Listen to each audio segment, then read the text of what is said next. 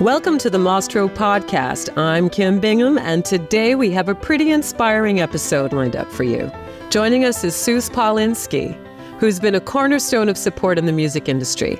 As the founder of the Rockstar Advocate, Suz has turned her personal trials and professional experience into a powerful mission, helping musicians manage their careers with an emphasis on personal well-being. She's also the inspiration behind our event, Music for Democracy, which is rescheduled to the weekend of September 28th, not on Labor Day weekend, as I mentioned in the interview. Go to musicfordemocracy.net for more information. Let's get into my conversation with Suz about music, mental health, and how community can support freedom of expression. Thank you so much for being on podcast with me today. Of course. Thanks for having me. Yeah, it's a real pleasure. Now, I'm just going to start off with a question about your background in law and the transition that you made. So could you share a bit about your journey from law to a life coaching for musicians and what inspired that transition?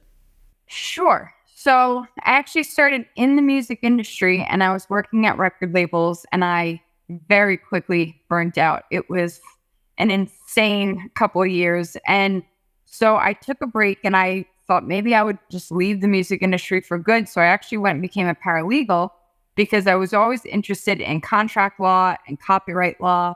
And I thought, okay, maybe I'll just start, I'll work as a paralegal. Maybe I'll go to law school. But working there, it was amazing. I learned so much. But my bosses were like, you don't want to go to law school. Like, don't do this to yourself. It's just a lot of, a lot of work. And sometimes it's not as glamorous as you want it to be. And just don't go to law school. So I said, all right. But then I really wanted to get back to working with musicians. And I was working with some friends. They were independent musicians in Brooklyn. And I thought, okay, well, how can I best support them? And so I had some businesses with my college roommate over the years. In my early 20s, we had done consulting and we even had a record label and we did a little bit of management. And I decided what I didn't want to do. And then I thought, okay, well, I can help with writing bios and doing social media plans for MySpace and Facebook and things like that. And then I thought, you know what, I'm really interested in psychology. Maybe I'll go more into the mental health realm. So I went and got my master's in psychology. And at that time, artists were like, listen, like, we think what you're doing is great. It's admirable. But like, I'm good. I'll have a few beers before I get up on stage or I'll smoke some weed. And I don't really want your help in this area, but like, thank you. But it's just not my thing. And I would reach out to different music conferences and things like that. And they were like, nobody wants to hear about this. Like, thank you. Good luck with that. But just getting every door slammed in my face. So then I thought, okay, well, how can I help? And, as I'm sure when you're an entrepreneur, it's like you can have a plan, but if the audience isn't ready for that plan, or if they're just like, don't understand it, then you have to figure out, well, what is the pain point that they're hoping I solve for them? And so that's when I became a coach for time management, because I thought, okay, they don't want me helping them with their mental health, but a big piece of their anxiety and or depression and or anything else that they were dealing with was connected to the fact that there's just too much to manage in a day for any independent artist. So I thought, okay, I'll work on a time management piece. And as they begin to see that I can give you all the time management tools in the world, but if you don't have the coping tools to, manage your emotions and understand, how everything is connected, it's not going to go as far. So I did the time management coaching for a while and I really enjoyed that. But as right before the pandemic started, I realized, okay, I need to really get my license in therapy because I knew that's where I wanted to take it. So during lockdown, that's what I did. And here we are. Amazing. So how long were you running? How long were you doing how long had you started the business before you decided that you wanted to, before you pivoted and Sure. during lockdown? Sure. So I started in 2014 And so it was about 6 years before I decided like, okay, now's the time I want to pivot into full on mental health support. Okay, which is where Rockstar Slackers came out of that. Yeah, right about Rockstar Slackers came out in 2018. I guess that was kind of my like testing the waters, seeing how I could better support artists with just check-ins throughout the week, seeing how they're doing and having that support in a way where they could afford it. Because there were starting to come by 2018, more coaches were starting to come out in the industry. And yeah, I mean, coaching can be expensive and they're, artists couldn't always afford a private coach. And so I thought, well, what can I do as a group that I can support multiple artists at one time, but still give them that feeling that, okay, it is one-on-one, but it's also in a group dynamic. And so, yeah, that's where Rockstar Slackers came. That's great. And so let's just be clear here. It's summer 2024, and Rockstar Slackers is on hiatus, let's just say, right? And you plan on what's the plan for Rockstar Slackers for those that So I realized that I have to walk my talk, and for my own mental health, I had to close Rockstar Slackers because 2023 was just a whirlwind of change in my life. A lot of personal and professional changes happening all at once, the good, the bad, and the ugly.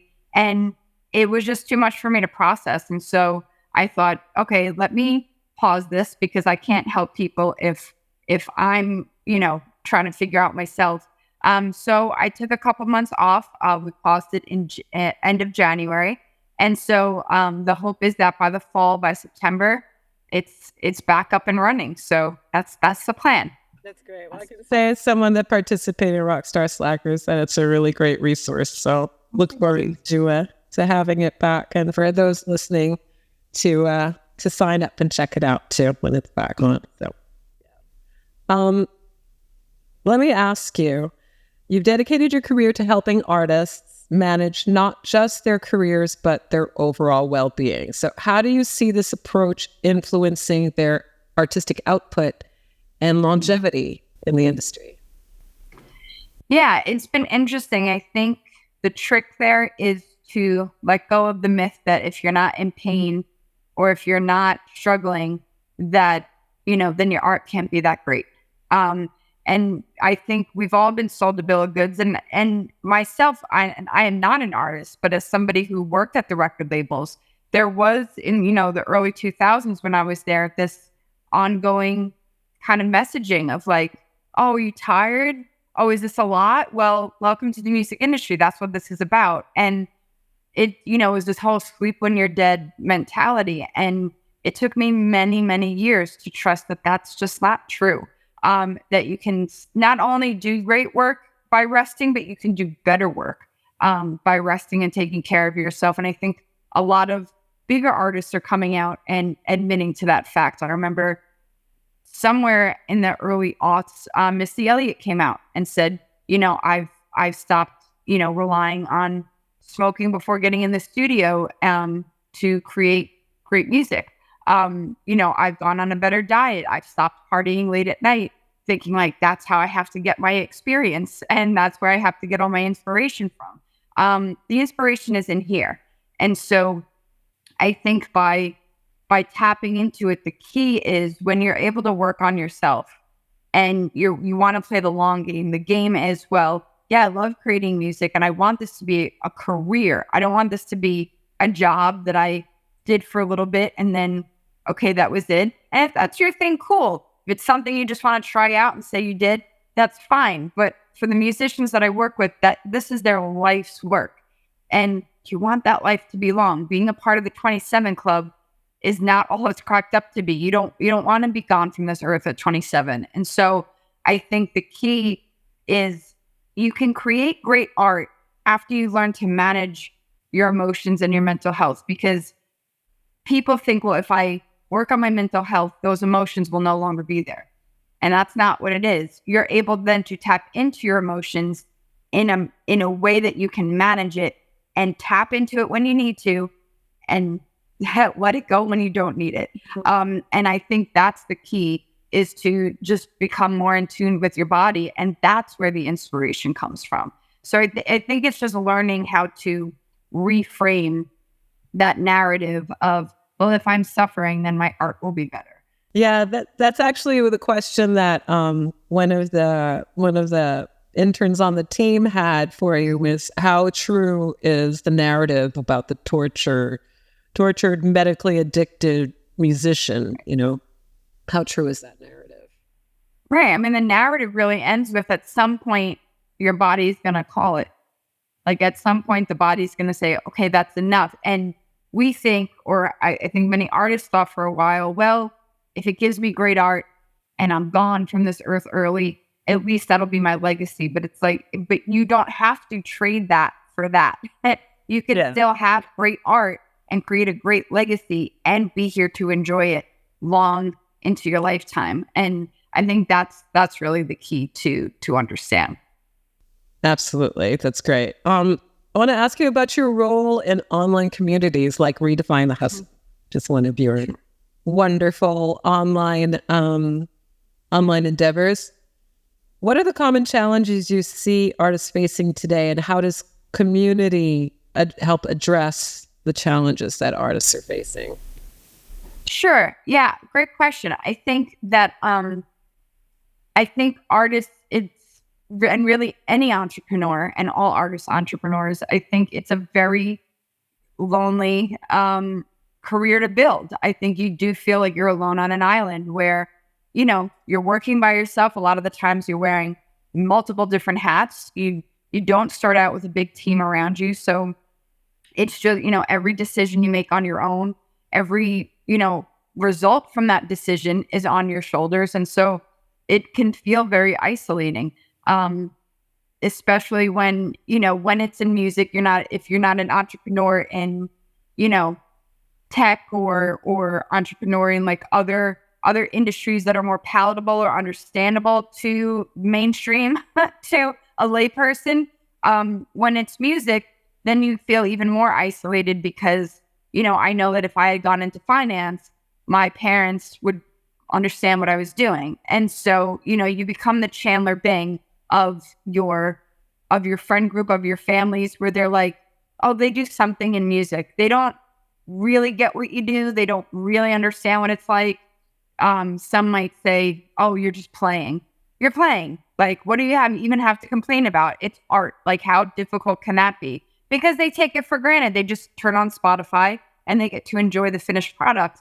And there's no full understanding of what goes on behind the scenes. So it can be very isolating. And one of the reasons I started my community and I started like Rockstar Slackers and things like that is because I realized artists needed to know they're not alone in their struggles. I was getting client after client that was afraid to tell me how they felt because they were like, oh God, this is so embarrassing, but this is how I feel. And I'm like, yeah, the 5 clients I had right before you all said the same thing too. And they're like, really?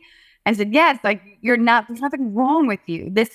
It's just so common that nobody's talking about it and your friends and family can't empathize. So you feel crazy. And it's completely natural to feel how you're feeling. And so that's why I think community, especially in the music industry and in entrepreneurship, is important, because you need to be reminded, oh, this roller coaster is normal. Okay, this is imposter syndrome. This is what it looks like. Oh, okay, this is decision fatigue. This is what it looks like. Oh, okay, I'll be fine. Yeah, I can totally agree with you on all those points. I can tell you that it was amazing, the response that I got when I hosted a creators club on Patreon, singer-songwriters club that I started, and I think we had 50 signups, and it ended up being like, there was a good dozen people that showed up consistently at the meetings I think we're having them every 2 weeks. And the relief that everybody felt at just being able to share all the pressures that they have as independent artists was just priceless. Just to be able to exhale and say, I burnt out on all this, and have that forum was just, yeah. And that people feel, it's difficult to admit that you're feeling fragile in some way professionally. And as an artist too, we're supposed to always be shiny, bright objects and, or whatever our identity or persona is. So yeah, I can totally, it's endemic. It comes with the career, and, it's great that you've created the space for that exhale to happen. And that actually, so that's kind of leading to where I want to go with this exhaling and artists being able to express themselves. And mental health, but mental health, social media, the whole thing, and it's also tied in. So, okay, this is a bit of a strange question, but I'll ask it. In your experience, how does mental health affect musicians' ability to engage with and impact their communities, particularly in political or social realms? It's a great question. I think the biggest thing is, that I'd heard this when Clubhouse was a big thing. A quote that I had heard somebody say in a room I was a part of was, share your scars, not your wounds. And there I've seen many artists kind of reach burnout or reach a place where they can't take things anymore. And rather than step away or shut the computer down or put the phone down, they share it with their audience. And hey, there's nothing wrong with that. You can absolutely be transparent, and a lot of artists have a very tight-knit, bonded relationship with their fans. I think it's great to be transparent. However, your fans are not your support system. They can make you feel great. They can give you a purpose. They can make you feel like, wow, my music is really impacting people. That's wonderful, right? And they give you hopefully an income, right? That's the goal, that they can support you in the fact of there's this exchange. You're giving them your art. They're giving you, their money and their investment, their time, their attention, and then it can continue, right? But when we look at them as, well, they'll make me feel better, that's a lot of pressure to put on fans. And then it was almost like the therapist-client relationship. Like then we have countertransference, and it can get a little dicey. And so, you might have some diehard fans being like, "Oh, I'm here for you. I'll listen to you. I'll, support you through this." But you're going to have a lot of other fans being like, "Okay, I'm trying to figure out my own life, and I don't know what's happening here." Like your fans are not trained professionals to help you get through a situation. And so when your mental health is being managed by the same people who are supposed to, your fans, it's a very delicate relationship. And in many ways, it's a very unnatural relationship. It's a great one, but it's this, oh my goodness, let me send you all this love and support, and this is so great. But when you do something they don't like, or when you let them down, or when it's a negative thing, it's not like you and a friend where you kind of go through natural ups and downs. It can be very debilitating, and it can be very difficult to process when your fans feel disappointed by you.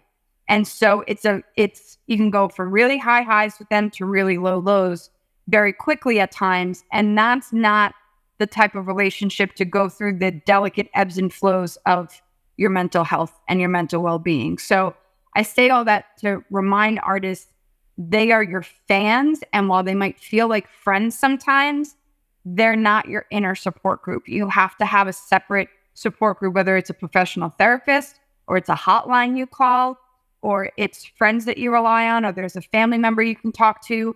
There has to be another team that's not all about lauding you and telling you how amazing you are and just giving you the, oh my goodness, you're amazing, keep giving me that art. And so when you get into social and political realms, it's totally fine to state your opinions and put it out there and share your beliefs and find your audience. It's okay to draw certain lines in the sand that matter to you. But as an artist, again, you have to offline figure out, what is my messaging? What's important that I share? If your music isn't very political, if it's not really based on certain values, you can have your personal beliefs elsewhere.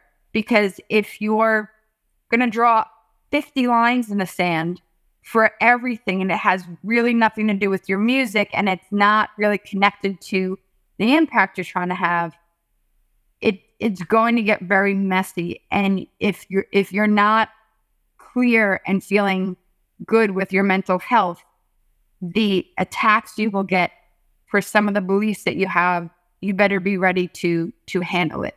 And now you've made it no longer about your music or the messaging or the impact you want to have. You've taken it now to another realm. And again, it's like sharing wounds and not scars. It's rather than sharing something in hindsight, you're sharing something in real time, and you're going to get those real time feedbacks from your fans. And it can be extremely overwhelming. I've seen artists just completely fall apart because they didn't think it through before they shared certain viewpoints or opinions. I'm not saying you shouldn't. I'm just saying you have to be really ready and clear in why you're sharing it with your fans. What is the reason that you want to put certain things forward? Because it can break you down, truly. Yeah, well, that's actually, it's kind of interesting because we're seeing this actually at the time that we're talking now. There's some French elections that have been called here in France, where we're based. And basically, there are artists and influencers that are speaking out, and they're naming a particular party to vote for. They're getting pushback. If they're talking about voter participation, they're getting less pushback. So that's just an interesting thing that I'm noticing here. I think it's just the question is, how can artists be taken seriously when they express their opinion, and that they're not just perceived for looking for attention or looking for views, on a particular hot topic of the day. Right. And I think that's the key. I think the thing is, as you said, when they're talking about voter participation, hey, that's a cause that they're getting behind. When they're talking about vote for this particular person, that's a viewpoint that they're pushing on their fans. And so that's fine. Like, there are some people that are like, well, listen, I have a platform and I'm passionate about this and this is how I'm going to use it. And if they don't like it, they can leave. Hey, that's totally fine. But if that's what you're doing, you will isolate pieces of your fan base. You have to be ready for that. And I think, especially in terms of being taken seriously, people understand it and people accept it when it makes sense with your brand messaging. So if you've been this poppy, sort of fluffy, fun, artist, and you make a lot of club music, I'm not saying you can't have a political opinion or share things, but you have to acknowledge the fact that your fans are going to be like, whoa, you just did a whole 180. You've been pushing this happy-go-lucky, fun, escapism for me. And now you're in my face about politics. So why should I care what you have to say? Like, it's definitely then, oh, okay, you want certain views or you want to, push some buttons on something. If you're somebody, when you look at like, I'm just using U2, for example, but when you've always been, you're like Chuck D, like when you've always been an artist to talk about politics, to talk about, world issues, to talk about what's going on, and how it's affecting people. Sure, I'm not saying you have to be at their level, but if that's the type of music you're using, if that's your brand, that you've always been somebody to be like, hey, I want to shine a light on this issue. Yeah, you're going to be taken more seriously because people realize that's why they've been following you to begin with. Yeah, I agree. I think of Willie Nelson also, who's an artist who's been like since the internet, also supportive of farmers. So is it sustainable for artists to speak out about a topic that has nothing to do with their music? I think they can. It's the way they approach it. So, I wouldn't come out the gate and just start, making all of your content about a certain cause. You can have a conversation with your fans. You can, share other people's content who are more reputable in terms of experts about a certain topic. You can, and test the waters, see how your fans react to that. You can say, I mean, I've seen artists come forward and say, listen, I've been making music in this type of way, or I've been, kind of interacting with you guys in this type of way, but I've done a lot of self-reflection. And now there are certain things that are really important to me. And I want to explore that as an artist, transitioning them into, this is what I'm doing. I think if it's just for a quick season and people want to get behind something, I think you have to be a little careful, because it can feel gimmicky. It can feel like, people are just like, why are you doing this right now? Is somebody paying you to do this? I think that's where the disconnect comes. If you've never talked about it before, or if you've never shared your views about something before, I think it's about just opening up the communication with your fans, letting them know why you're starting to explore this, what they can expect from you moving forward. You can say, listen, I'm really passionate about exploring this type, I want to explore more of the political realm. I want to become more of an activist. And this is where I see myself going at this point in time. If this is not the type of content you're looking for from me, I understand and I respect that. But if you want to come on this journey with me, this is where I'm going. Just being transparent and having that conversation, rather than, hey, here's what you've gotten used to seeing from me. I'm just going to do a 180 and start going here. And, because then you started to break their trust a little bit, not because they don't agree with you, but because they're coming to you for a specific reason. And now without notice, you've changed that reason on them. So it's just about managing expectations, I think.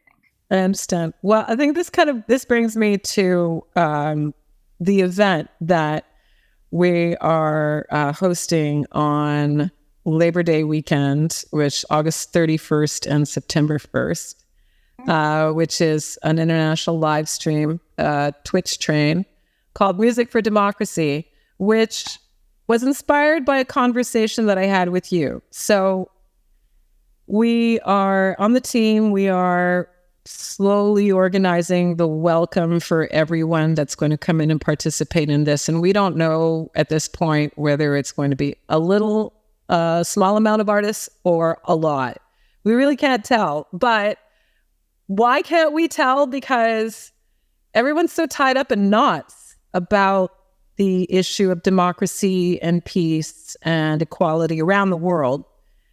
When I called you and asked a few weeks ago about how, you, a music industry professional that I respect, I wanted to ask you how you wanted to contribute to the community. And you said to me to something to the effect of that artists are having a really hard time with the political situation. And I just went, okay, well, let's just, my major things, well, let's just give them a platform to express themselves. And let's not have everyone just show up and sing their songs and say their little bit or not or whatever. And that's it. The way we all artists used to get together in the good old days and put on a show for a cause. So this one is for democracy. I wanted to ask you about, I may have just rushed ahead and started this event. I didn't ask you anything else about it. I'm like, okay, well, this is what we're going to do. And so here we are. But I wanted to ask you about why. What is it what's going on with the artists? Please tell me. In terms of why they're struggling with this? Yes, yeah. Yeah, because I think they're afraid of turning fans off. I think, that's what I love about what you're doing, because you're giving them a platform. You're giving, when you invite listeners and fans to come be a part of this, you're telling them what this is. Like, we are here to talk about democracy, and you're bringing artists onto your platform in this container to talk about it. And I think that's important, just like in the 80s when they had, World Live and, all these different Live Aid and all those You're the World 100. And it was big and it worked and people got it and they understood. But that's because they were like, this is what we're doing. This is the expectation around it. And this is why everyone's here. They give all those artists individually, if social media were around back then, just started talking on their own about it, it would just feel very, misunderstood by the fans. It would feel very like, stop telling me what to do type thing. But when you're having an event and the messaging and the movement is the focus, and you're having the artists come support the movement, that's different. That helps people understand, okay, I'm coming to this because I want to support this movement. And wow, look at these artists here who I love, or I'll meet new artists and learn about other artists who are also part of this movement. Now you're building a community here, rather than every artist for themselves trying to take their communities where the fans are going to them for a different specific reason. It's all about expectations and why fans are going certain places. Like, I could love, like, for instance, I love crime shows. Like, I love crime shows. I love watching them. I also love Broadway and going to Broadway shows. But if I went to a Broadway show and then all of a sudden, like, the curtains open and it was like a crime detective show all of a sudden, okay, but I bought a ticket for a Broadway show. Like, I could still enjoy it, but then now I'm a little turned off already because it was like, that's not what I bought a ticket for. So it's understanding why people are showing up in your space. And I think artists, I mean, I know just from it being in the US, forget about the 80s, we are more divisive than we've ever been. And it's, you know, even just going out on a date with somebody can end in an argument of like, well, who do you support? Who do you support? And so people are using music to escape. A lot of people are using music to just get away from the constant, you know, sit down at a family dinner, or you go on a trip with people, or you go to work and it's no longer water cooler talk. It's, who are you voting for? What do you mean you're voting for that? I can't believe that. Like, are you vaccinated? You better, and everybody is just waiting to argue with you. And it's a lot.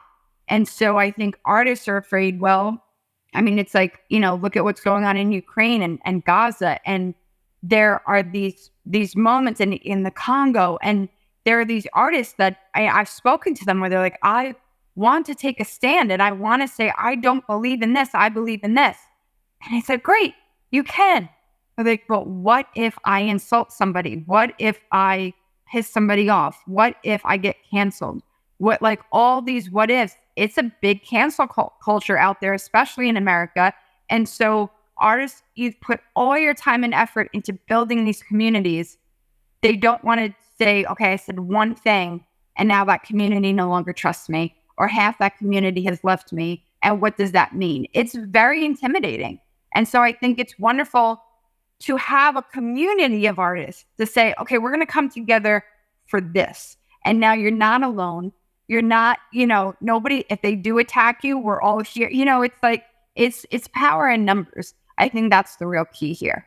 Right. Okay. So we're going to encourage the artists that are feeling tense to sign up and join in on the national Twitch train and just be there. We don't know if we're going to move the needle at all, but we're just all going to show up, right? And I think that's the difference. Your platform is bringing together a community of people who care about this message. It's different than their individual platform that might have different aspects or different reasons people are on their platform. And I think that's the key, that, you know, it's not as scary when you're doing this as a community to fight for a message. Right. Well, you know what? I initially thought that I was just starting a new kind of music company. And it turns out to be a grassroots movement with a really cool business model behind it. So I'm happy to be leading with, with our values. Again, I think I'd spoken to you before and I said, my CEO mantra is build value on your values, because it seems to be that's the key to what we're doing. Yeah. And I'll just say that as an artist that is from the pre-internet era, and I don't mind aging myself this way. I mean, I'm used to doing like live festival shows on Earth Day for Greenpeace, for Amnesty International. Like, I'm used to those social justice things. And I'm really happy to be able to bring that back with Mostro, and yeah, this Music for Democracy is going to be one of many things that we'll be doing. Yeah, because we've got lots of stuff to fight for, and there's lots of good things, lots of good trouble to get into, as John Lewis would say. Anyway, yeah, and thanks a lot for inspiring this, because without the conversation without uses, there'd be no Music for Democracy. And so let's hope that this turns into the big, beautiful thing that it could potentially be. Let's see. Well, with you leading the helm, I have no doubt that it's going to be something amazing. So, good. Yeah, and both of us, you're along for the ride. Believe me, this is I'm here. Yeah, okay, you're in. You're on board here. I'd just like to ask you about your whole career. What has been, as far as rewarding experiences that you've had in your career? What's been one of the most rewarding experiences you've had when you've seen the impact you've had on artist careers? Yeah, I mean, I think honestly, conversations like this is why I do it. I mean, the fact that something I said even stuck with you, something I said got you thinking about something else. I've always loved and been inspired by being in the background. I am not somebody. I tried talent shows when I was little. I tried, being in the musicals and stuff in high school, and I just wanted to throw up when I was the one in front. I don't want to be the one in front. I love being backstage, creating the props, talking with people about their choices on stage. Yeah, you should do this when you say this line. And oh my goodness, yeah, that would be great. Why don't you try it out this way? I love working with creative people. I love helping them figure it out, get out of their own head for a second and piece together the puzzle or create the puzzle from scratch. That's what gets me so excited. And I love being able to watch people and know, okay, I helped with even the slightest bit of that. I'm a part of it, but I also don't have to be the one in front of everybody doing it. That to me is so exciting. And knowing that I have that person's respect, I don't need the whole audience knowing that I had any part of it. The people I respect are the creators who have the courage to put themselves out there. And when they show me thanks or respect or camaraderie or collaboration, I'm okay, thank you, thanks, appreciate that. I just love that. I love building with people. I love being a soundboard for people.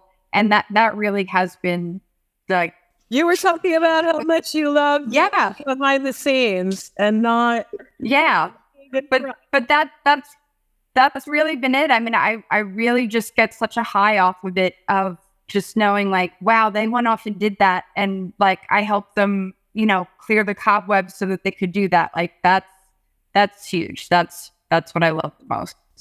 Well, I don't know if I'm going to thank you or curse you on September 2nd after that.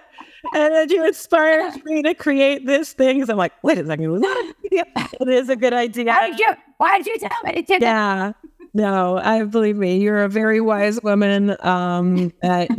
Folks, you heard it here from me. Yes, Suz Paulinski is a very wise woman. And I followed her sage advice for years. And that this event is definitely... It's going to be awesome. Oh, I hope so. So yeah, and thanks so much for inspiring that. I want to wrap up by asking you, in the realm of everything that we've been talking about, what would be your advice to artists today? Mental health, just do you have any kind of parting things to say, considering all the pressures out these days? Yeah, I would say, and I can speak from experience on this more than probably anything that I teach, is walk the talk of mental health.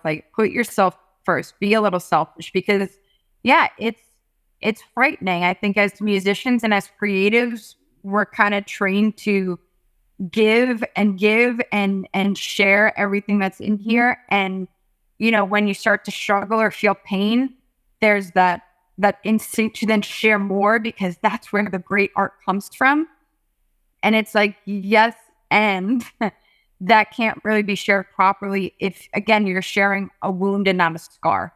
Like, share the scars. Don't share the wounds. Don't feel like you have to share in real time everything you're going through, because you need time to process that. And the processing can be beneficial for your art. And the taking it in and really sitting with it can help you decide what you want to do with your art. And, I respect people. If you want to share it in real time, if that's your thing, hey, go for it. But it's not sustainable. And so, I think for myself, I burnt out in the early aughts. I continued to burn out all through my 20s.